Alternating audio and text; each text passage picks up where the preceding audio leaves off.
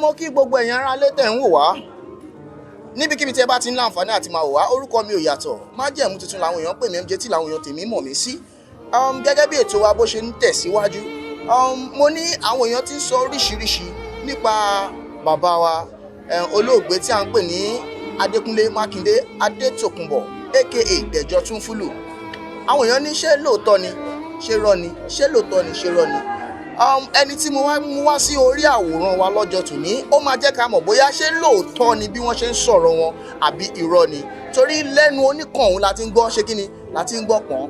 Ẹ jẹ́ ká gbọ́rọ̀ lẹ́nu wọn láti lè mọ irú èèyàn tí ó wà wájú yín lọ́jọ́ tòní. Màámi, mo kí yín, ẹ kú jókòó. Ìjẹ́ ẹ lè ṣàlàyé ráńpẹ́ bí ẹ ṣe jẹ́ àti orúkọ yín fún àwọn aráalé? Orúkọ mi ni Kadijat. So, mo jẹ́ ìyàwó sí olóògbé. A jẹ́ pé ẹ̀yin gangan ni ìyàwó olóògbé tí wọ́n sọ. Bẹ́ẹ̀ni. Ìjẹ́ bí wọ́n ṣe ń sọ nípa ikú olóògbé, bí ó ṣe ṣẹlẹ̀ àti níbi tí ó ti ṣẹlẹ̀, jẹ́ kí nìkan tí ẹ rí sí? Nǹkan tí mo fẹ́ sọ ni pé ní on the 31st, mo kàn gbọ́ call tó wọlé táwọn ọmọ pè mí pé ara dáadáa wọn ò yá. Wọ́n á ní meanwhile dẹ̀ ṣe sọ̀rọ̀ bí on the 28th. So lórí ọ̀rọ̀ àwọn ọmọ àsọ̀rọ̀ nípa wọn. So ó dẹ̀ ní kí n má worry pé ṣé mi ṣáà ti wà okay, mo ní mo wà okay. So nǹkan tí mo rí ṣáà tí mo fẹ́ sọ ni pé ìgbà tí mo dé hospital, General Hospital Ìkòròdú, ní pé ó ti wà in coma already because kò mọ anybody tó ń bóun sọ̀rọ̀. So ìjà dẹ̀ lọ níta pé àwọn ọmọ ń wòó pé wọn ò take care dáadáa àwọn dáadáa gẹ́gẹ́ bíi pé láti 2 o'clock òru tó ti débẹ̀ going to 4, 5, 6, 7 until ìgbà tẹ́mi débẹ̀ ní 9 o'clock àárọ̀ ni mo ṣe rí pé results gbogbo test tẹ́lẹ̀ ti gbà látòru wọn tí lè jáde. Wọ́n kàn ṣe ń fún ní drip lásán. Okay, fine. So mo ń láti máa calm àwọn ọmọ down pé okay, bí àwọn ṣiṣẹ́ wọn ni. But at the end of the day, ìgbà tí result máa jáde, it was 4 o'clock tí n bá ṣe mistake. So ìgbà tó máa di 4 yẹn, doctor láti pe ọmọ ẹ̀ Muiz. Èmi náà dẹ̀ ń follow up pẹ̀lú àwọn ọmọ yẹn mú wá bẹ̀. So wọ́n wá ń sọ fún pé dáàdì wọn máa need ẹ̀jẹ̀. Then inú prescriptions book tó fún wa, a rí i pé wọ́n kọ síbẹ̀ pé severe malaria ó wà nínú ẹ̀.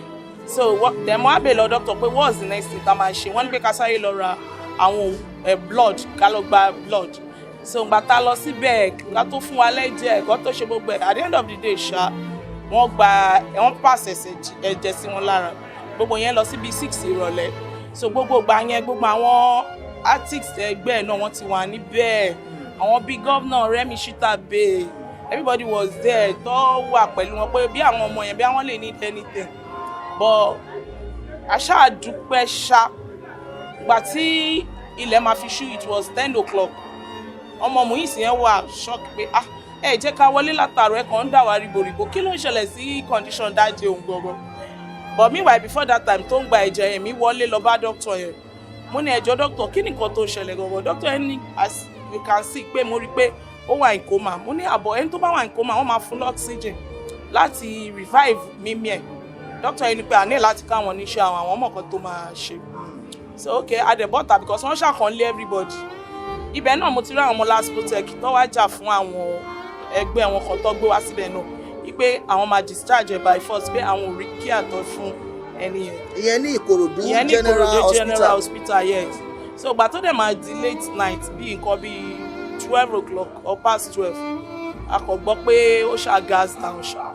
So nǹkan tí mo rí síbi ikú ẹ̀ ni pé Dejo ever fi ìgbà kan sick than malaria ló máa ní. Ẹ ṣe ìyá wa, ṣe rí àlàyé tí ẹ ṣe yìí fún àwọn ènìyàn á jẹ́ kí wọ́n mọ kí ni nǹkan, báwo ló ṣe ṣẹlẹ̀ àti pé ìgbà wo ló ṣẹlẹ̀ sí bàbá. Because àwọn míì rí gẹ́gẹ́ bíi pé playful ni, kódà àwọn míì ò tí believe now, but now wọ́n ti believe nígbà tí ẹ ti ń rí àwọn ìyàwó olóògbé ní àárín wa. Màmá wa, nǹkan tí mo kàn fẹ́ kí ẹ tún ṣàlàyé fún àwọn aráalé, ǹjẹ́ báwo ni ìwà ọkọ yìí nígbà tó ṣì wà láyé? Kí ni àwọn ìwà tí ẹ rí pé wọ́n máa ń wù sí tí ẹ nífẹ̀ẹ́ sí?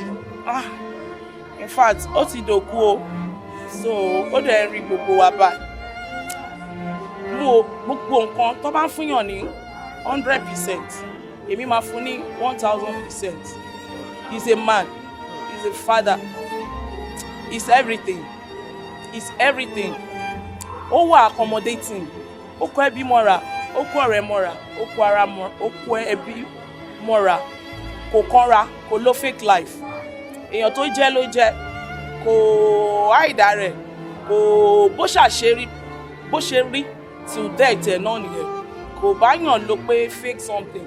Nǹkan tí mo wá fi like ẹ̀ tí mo fi ní passion fún jù ní pé ó ní time kan ó fẹ́ lọ South Africa. Ó wá sọ̀rọ̀ nípa àwọn ọmọdé yìí pé òun fẹ́ travel lọ sí South Africa. Àwọn tó wà ní school. Àwọn ọmọ ẹbí tó ń gbà sọ́dọ̀. Àwọn ọmọ ẹlòmíì kan wà, orí guy kan wọ́n pè ní Sunday. Ó kàn wá from nowhere. Mo lè sọ pé bíi 10 years old ní guy yẹn wà ń gbà yẹn. Ó kàn wá from nowhere. Bàbá Junior ọmọ ẹbí ẹ̀ kò máa ra ẹ̀, ó dẹ̀ gbà. So mi lè sọ age ọmọ yẹn ń ṣe láti máa wọ bíi going to 30+. So ó jẹ́ èèyàn kan tó yẹ pé ó wá fẹ́ lọ sí South Africa lọ́jọ́ yẹn, ó wo pé báwo ló ń ṣe fẹ́ cope, òun fẹ́ filé sílẹ̀.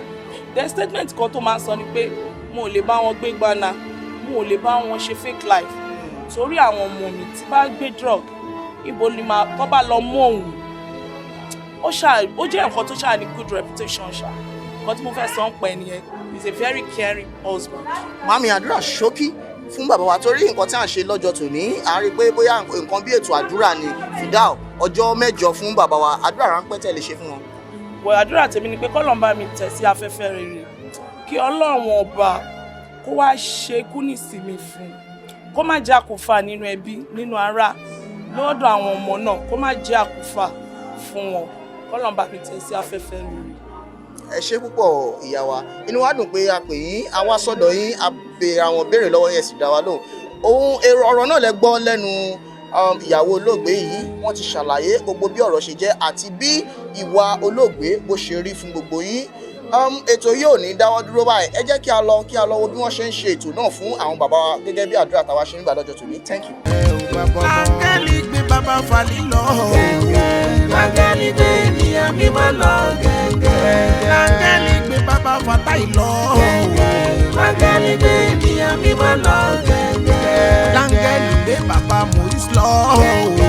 Áńgẹ́lì gbé ènìyàn mímọ́ lọ. Bàbá Sami bàbá Òkìkí. Áńgẹ́lì gbé ènìyàn mímọ́ lọ. Àwọn ọmọ wọn ṣe dárò ẹ̀. Áńgẹ́lì gbé ènìyàn mímọ́ lọ. Ẹbí ojúlùmọ̀ wọn ṣèrántí ẹ̀. Áńgẹ́lì gbé ènìyàn mímọ́ lọ.